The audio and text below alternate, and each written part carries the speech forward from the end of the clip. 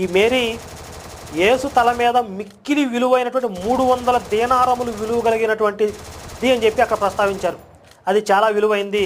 అంత విలువైన సుగంధ ద్రవ్యాన్ని తీసుకొచ్చి యేసు తల మీద కుమ్మరించిందంట మత్తయి 26:7లో. కానీ యోహాను 12:3లో మాత్రం పాదాలకు పూసింది అని ఉంది. అక్కడేమో తల మీద పోసిందని ఉంటే ఇక్కడేమో పాదాలకు పూసిందని ఉంది. అప్పుడు ఇంత విలువైన సుగంధ ద్రవ్యాన్ని వృధా చేయకుండా దానిని అమ్మి బేదలకు ఇవ్వచ్చు కదా అంటారు శిష్యులు. సరే, ఒక చోట పాదాలకు పూసింది, ఒక చోట నెత్తి మీద పోసింది, ఏదో ఒకటి చేసింది అనుకోండి, పూసిందో అనుకోండి.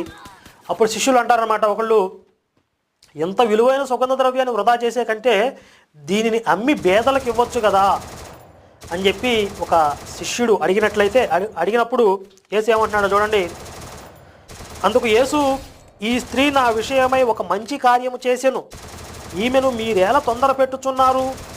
బేదలు ఎల్లప్పుడూ మీతో కూడా ఉన్నారు.